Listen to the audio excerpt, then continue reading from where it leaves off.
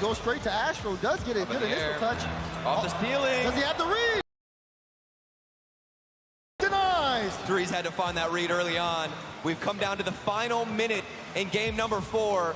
All tied up. Do we get sent into OT, or does one player make that move downfield and end things early? Drees may be looking for what could be a golden goal at this point. A double goal tap, here double be tap. Tough to come back from. Astro's shots wide and deflected out to the corner, where Mist is going to concede the boost to a teammate. That's great heads-up comms there at the back, under a lot of duress now.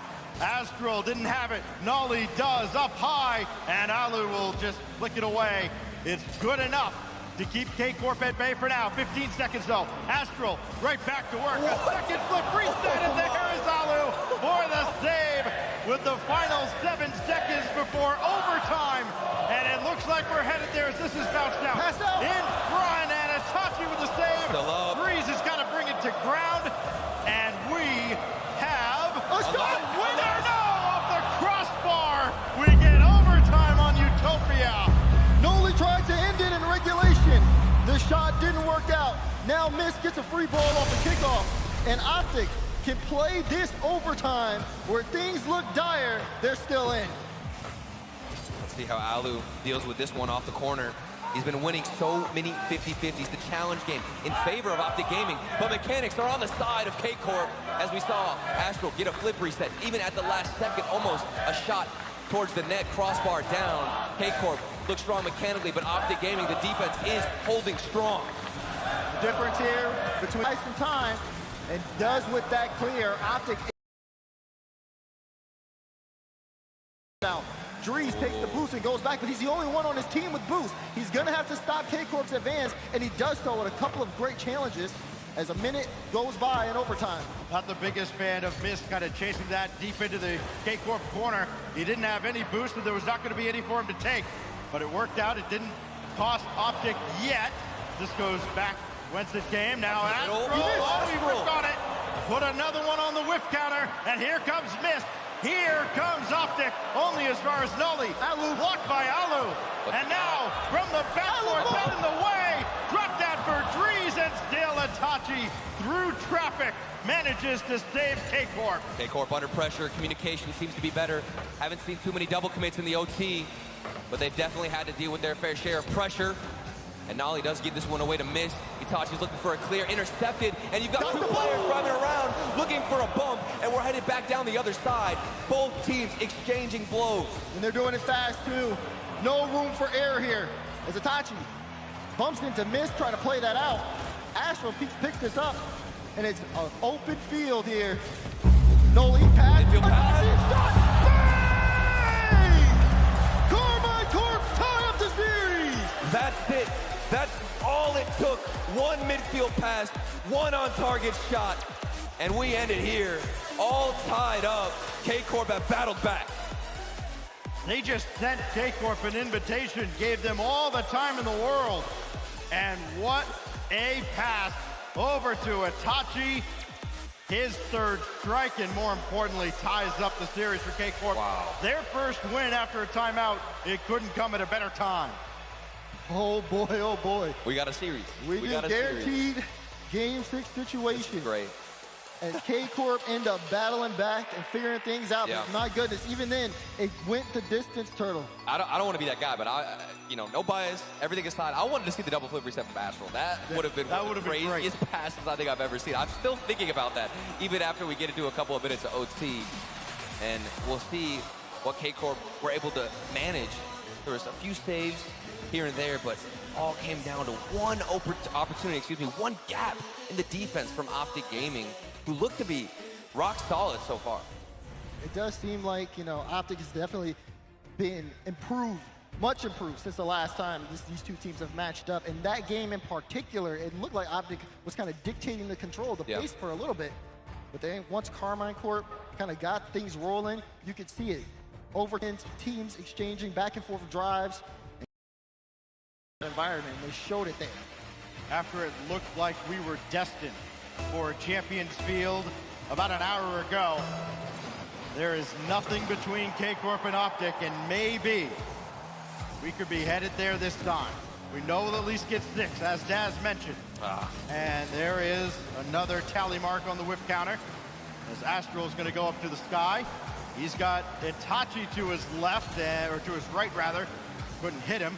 Alu avoided by Nolly, and this shot's going to be well off the mark.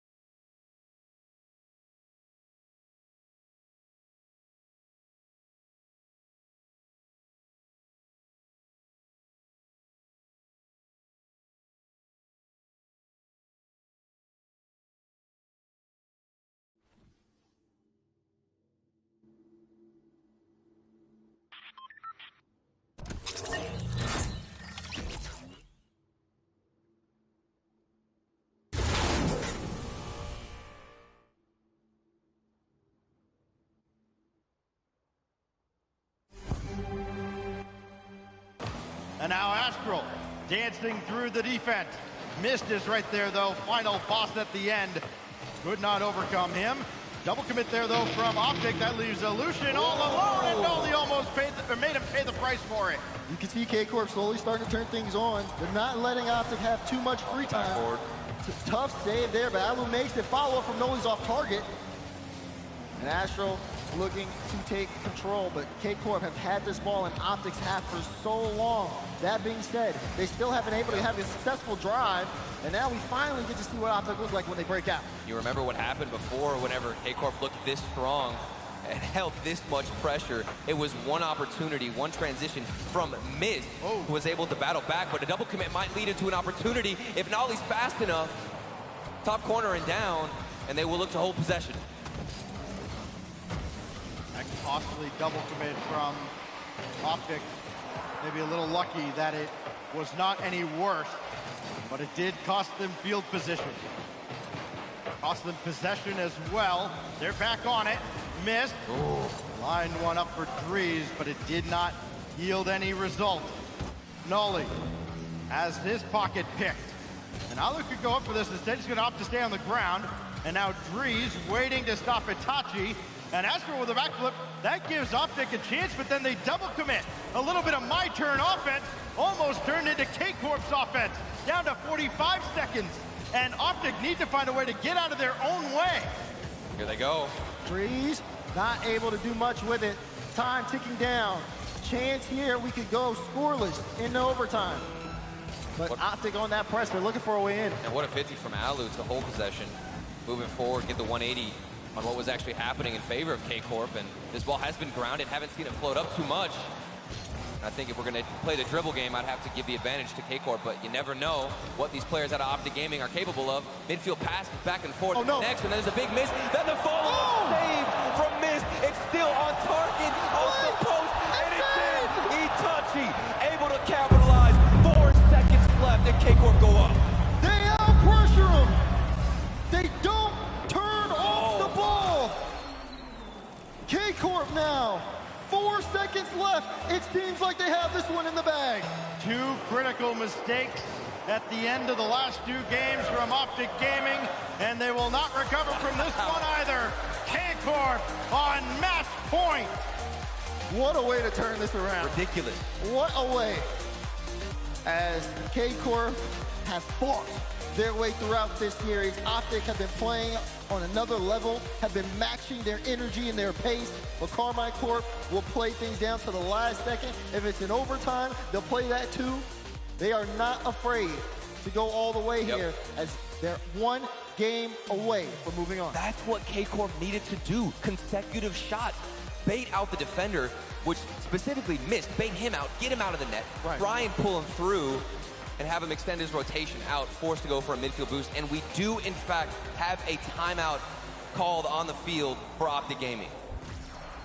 And a good thing, too, because you go back to their series with Renegades, they opted not to use a timeout. And then they just got blown off the field on Neo Tokyo. So at least they've learned their lesson. They're using the timeout, but now they've got to make good on it. K-Corp took their timeout earlier. They got a win out of it. That kind of turned the series around for them. 2 now in a row for K-Corp. Now Optic Gaming has to, first of all, to get something out of Mist offensively. He didn't have any shots there. He had a couple looks at the net that were... He, unfortunately, is unfair as both out to the field. It's so frustrating. Do you send Mist forward and jeopardize the best defensive player on your team and try and leave Alu and Dries to pick up the remaining pieces, or do you just put it on defense and hope that you can get an opportunity? Camera is on Mist. That's the player who can make a difference.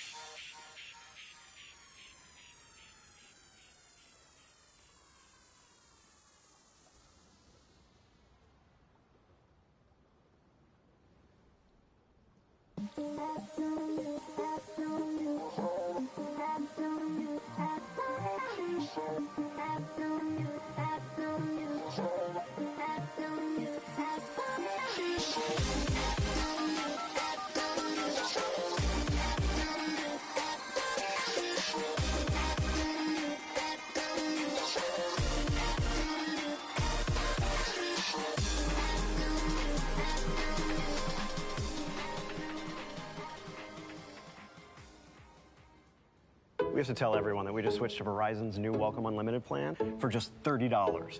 I've already told everyone. Wait, did you say Verizon for just $30? It's their best unlimited price ever. $30? That's awesome. Yeah, and it's from the most reliable 5G network in America. For $30 a line, I'm switching now. Yeah, it's easy. And you get $960 when you switch the whole family. Oh, wow. I gotta let my buddies know. We're already here. The network you want, the price you love, only from Verizon. This might not be your car, and this might not be your engine.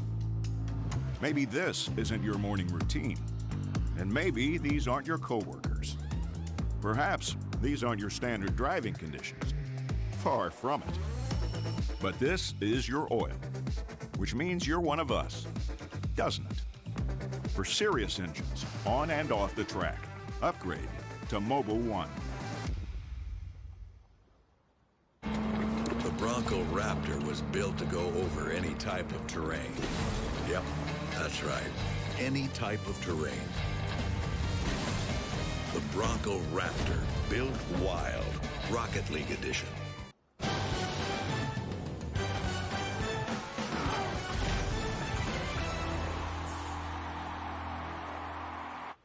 Another 6 games done, another team out of the World Championship. In the War of the Walls, the color is still blue. 2 times they have played, both times K-Corp has come out on top. Appreciate Optic making the run here, making the competition exciting the whole way, but their run does end here. And Optic Gaming almost made the whole entire Destiny League silly once again. They absolutely played quite admirably. I don't know. After game 1, I was like, no, even with it, if you told me that Optic was going to play that way in game 1, I'd still pick K-Corp after that one, Greg. And they were just, it was too much. It was the timeout, really. That was the big moment that switched it up. We knew K-Corp had the potential to underperform. We saw it earlier in the tournament. But on the day where K-Corp plays their best, they're always going to be Optic, and that's what we started to see as the series went on. Timeouts are so vital on this stage to ease the nerves and get players playing at the standard we expect of them. That's a very good timeout as well. Most teams would wait to be down 3-1, wait till they lose 2 games in a row, but they saw that they needed to fix something immediately to get back into the series. They won 3 straight after that. K-Corp, they also out-demoed Optic, which is not something a lot of teams do. 3 demos per game to about 2 for Optic, so they even played Optic's game better than Optic. And you gotta love the execution. I mean, K-Corp, ever since this whole event started, they've been absolutely lights out, generally when they push on the offense. It's been quite effective and efficient. So I can't say I'm too surprised to see them knock off Optic today, but they look good doing it. K-Corp improved the gameplay throughout this series, but there's still a little bit more left to do for them. If they're going to go up against that, I think, who are they playing tomorrow? Somebody great. Falcon. They're playing the Falcon. They're playing Falcon. Great, yeah. They're got to be a little bit better. I still haven't seen the same K-Corp that we saw in Wildcard, same K-Corp that we saw in London. It's a little shaky, but around the money after the timeout, they did start improving. But you have to credit Optic, too, as well, because every time Optic plays, I think every team playing them, everyone's like, we could see more out of the team, but that's because Optic plays so well on the defensive side to make you feel worse than you actually play. Well, that does conclude our Group B action for the day. Let's take a look at the bracket as it stands after our first day here in the Bowl. You'll see Optic and K-Corp there. That's the match we just concluded. K-Corp will be playing, in fact, Falcons. That'll be happening tomorrow. Fury going to be taking on the Club. Both those matches waiting for tomorrow. Moving on to Group A, though. 2 more matches today before we are done with the Rocket League here at Dickies. And we've got Renegades versus NRG closing out the day. But for now, another quarterfinal elimination match, Endpoint, taking on Space Station Gaming. Finally, going to see SSG in the house. What's the for? SSG.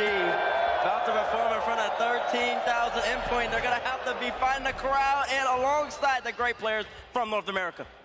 Well, we've seen both these teams have low moments, have high moments, but I think both are peaking when they need it most. I'm happy to win SSG, good team. I think we can beat them though. I don't know, I don't think we should lose to that team, even if I feel like not 100%, they're just not good. SSG's strengths, their team coordination is unparalleled. Endpoint strengths are Archie, and that's about it. I have Daniel and Reddles, and they're like 30 times better than the opponents. SSG's weaknesses are that they overcommit. Because they go for bumps all the time, they leave themselves susceptible to open nets. We're going to let them come onto us and then counter-attack when the time is right. Our game plan to be Endpoint is just like demo them and just give Dan open nets and call it a day. We can be the best team here because our vibes and communication are very exceptional, and we should be able to out-communicate a lot of teams. We have the most heart compared to like any other team. We persevere through everything. Everybody's saying that we're going to lose. Well, we're not, sorry. Hey, Endpoint, try your best. You guys are amazing, but you still won't win. Space Station, you're going down. For one side, a tale of overcoming adversity. For the other, a journey 4 years and 5,000 miles long. Metza's back at Worlds, and he's brought back up. Here comes Endpoint and SSG!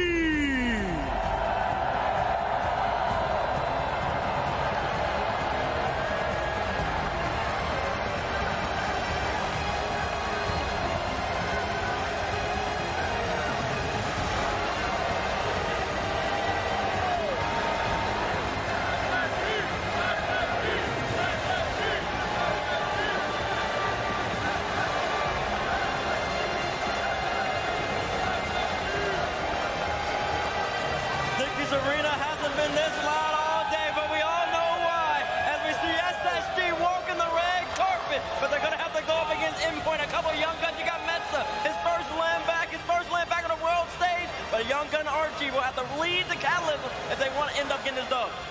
We saw during the break, we saw Space Station players just walking out to their PCs, and the crowd was going crazy. This crowd is going to get behind them, but Endpoint, the away team, has to show up early to silence everyone. There's always a question as to whether these players can hear the crowd when they're in the game, when they've got those headsets on.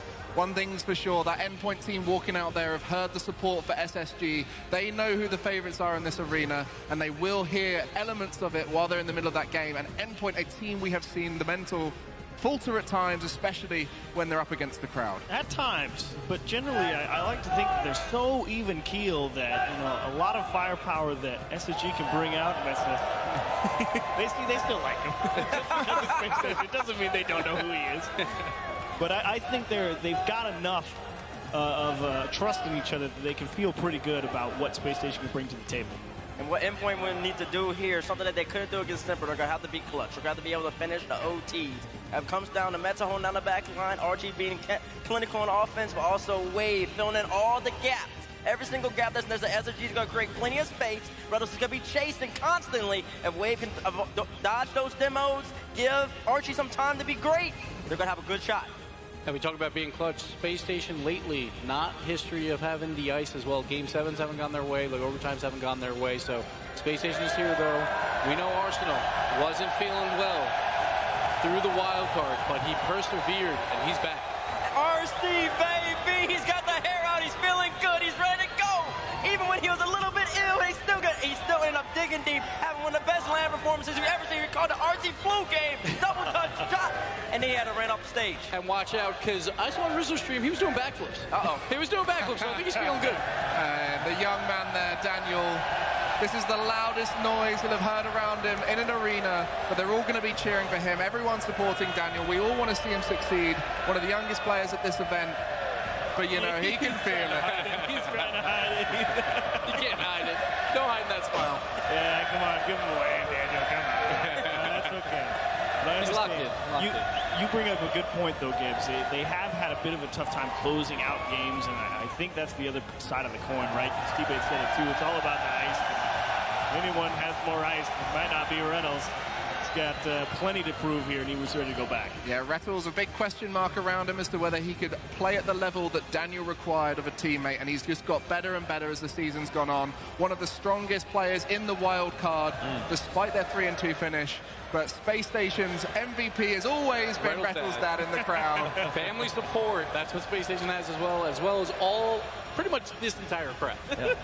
There's so much personality on this team. You've seen it through many seasons of Rocket League. Rettles burst onto the scene with personality, literally stood on tables the first time he won a competition, and he's still here competing at the top level with what I want to believe is a full-strength roster around him right now, Bates. I mean, we saw Arsenal being sick and them still getting wins. He seems to be feeling himself right now. They've never been on a bigger stage. Oh, this is the best team that Reynolds has ever played. This is the best SSG. Daniel replaced Typical, and they kind of play the same way, but it's a different vibe. Daniel's willing to do whatever it takes in order to get the W.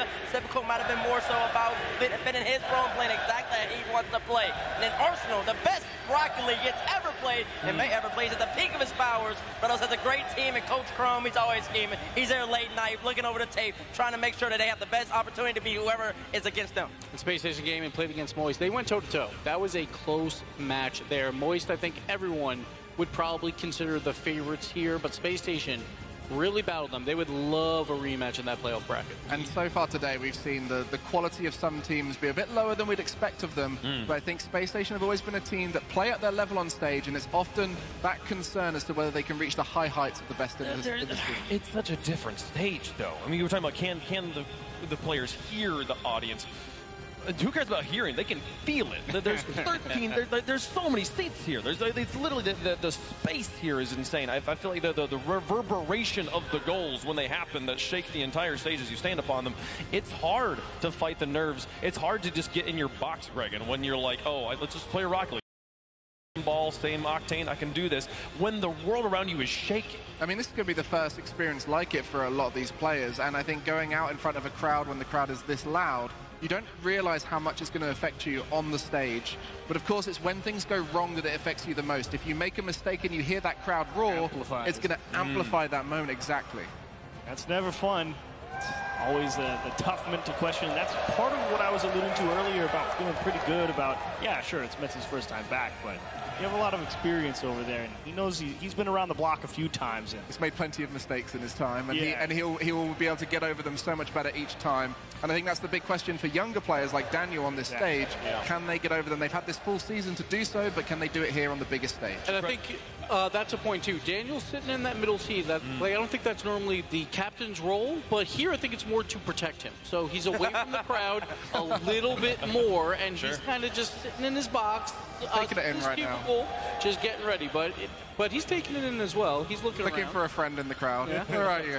Greg, we can see Chrome and Eclipse behind their teams here. How much more difficult is their job in this arena? I mean, for a lot of these coaches, they'll be feeling the nerves and might fumble their words between games, say the wrong thing. That's so much about the preparation leading up to this. What are the words you use in the right situations to calm your team, to get them to play slightly differently without making them make more mistakes? For example, if you say, let's play more aggressive, they might stop making smart decisions, and the opposite is true when you ask them to play a bit more calm. They might get passive. So using the right terminology on stage is the skill of the coach in this biggest moment, and they'll be feeling the nerves themselves. Well, that's kind of an interesting question as well, because I feel like you have this very aggressive team like Space Station, right? And I feel like in general, Endpoint tends to be a more counterattack focus. So does it really matter when it comes to terminology when their styles are so diametrically opposed? I think you know what you're going to get. Yeah, I mean, it's always tough with every coach. The words you say mean so much more in these high-pressure moments. If you slightly tread over the line, you might turn a player from being comfortable to uncomfortable. Diametrically opposed. See, when you have Greg and the Cheese both on the end, Michael Square, the dictionary needs to start coming out. My goodness. And basically, what I see going into this matchup, and I always love framing it, and I always love asking this question to everybody on the desk. What is the key matchup, player v. player, that everybody should be watching at home, everybody should be watching at Dickies Arena? Who's going to decide it? Who's going to end up being the MVP? I think the group I'm fascinated to watch here is Metzenaris, Arsenal, and Reddles. It's not a one-on-one matchup, but the veterans, the people who have been on this stage before, how much of an impact can they have? This is the most veterans we've had, world veterans we've had on the stage yet in the arena with 3 here, Gibbs. It's going to be interesting because it comes down to Arsenal, I think, just as a whole. See how he's playing. He hasn't been confident. We see it after every match, tweeting out, like, I'm not feeling great. And that's in-game as well. So if he can get going early and don't pop off too much, like, don't get too excited, Arsenal, because he knows what happens when he gets too excited. Then he starts playing a little bit poorly as well. So I think it is trying to dial in Arsenal. That's where Metzenaris comes in, making those big plays on defense to just keep the game close. I think Endpoint is trying for a low-scoring series here to take the win. And if Metzenaris makes a big mistake, that's where we start to ask questions of Archie, a player who is one of the best in the game when he's confident in his team. The moment he starts trying to take over and start dominating the ball, that's when he's not able to flourish in the space because he's always charging down the ball. So trust in Metz is so key there. I feel like it's difficult with specifically looking at Metza making mistakes because of how much he locks down the back line. When your third man is making the whiffs like we saw in the last time they were on the stage here, it's really difficult to Chiefs to build up a win. Yes, it's never good when the guy who has to buy time for you can't buy enough time. It's never going to be a good day at the office. But that's what Gibbs was talking about. You need to have a low-scoring series here because I think he's right about that. You do want to keep it close. 0-1, 1-1, overtime, stuff like that. That's probably where Endpoint would have the most success. If you start getting into you a have shootout, to calm this crowd down. You have to calm them down. Kind of keep it on lock. And back to what T-Bates was asking about players, I think a lot of it for me is about Reddles over on Space Station because, like you said earlier, he's the guy who's been performing incredibly well all throughout the wild card. And you need to keep that momentum going and be like, hey, we're still in this, we got to go, and come out here with a strong start from him. I think really gets that engine revved up and going for Space Station. Is Game 1 the series? No. Not in a best of 7. It can't be. Not in this one because Endpoint honestly opened up so strong, especially because I think that's when Archie has the most faith in his teammates, to where he'll be a little bit more carefree, a little more roam-free, and that makes him like a Seiko-esque type player up in front. But then, so they can steal Game 1. But in Game 2, once SSG starts getting into their own rhythm, it starts flowing a little bit. They start taking a couple games. Archie's going to start playing a little bit more passively because he might not trust his teammates as much, and after that, it's wrapped. So it could be any of that. I am really interested to see Daniel, though, because the first time we saw him at a winter major, his first series was not good. He was nervous, and he was making a lot of mistakes. And now it's a brand-new venue. This is the World Championship main event with this crowd. Nerves are going to play a factor again. So We'll see if he's calm enough in those first games to decide the series. And you can see some of these players, and you can see Chrome, the coach there, wearing layers on top. It is quite cold in this arena as well, and this is something a lot of these players might not experience before and they might not prepare for. And it's little things like that where you go up for your first game, you get cold on stage, your adrenaline hits, that makes you shake a little bit more, your hands go cold, and it's something like that that could be the difference in a series. So experience on this stage is so key for all of these players to be prepared for the rest of the tournament. Well, they're currently working through a technical issue. We'll get into the game as soon as possible here. I think it's going to be fascinating again, Bates. Like, this is the longest Rocket League tournament that we've ever had. And for Space Station in particular, they've been here since day one. Endpoint's only played like twice, I think, where Space Station's played 6-something matches. And you'd think after playing through the wild card in the group stage that you'd be like, okay, I've gotten used to Worlds. I know what Worlds is like. And then day one of the arena rolls around, and you're back to square one. Yeah, it's such a long journey. And if it was the same thing, if we were still in the pavilion, I think a lot of fatigue would come to these players. Complete venue shift. This is what was happening. Feed off that energy. It's going to be Space Station game. And out of all the teams, like maybe a European team going through wild card would get a little tired. Good luck, buddy. Pace yourself. There it is, though. They always have a bad game in them, so they need to start strong. You know, like they've always got, like, you can... No sweeps for them. Yeah. Be able to reverse sweep and like come back from deficit. They need.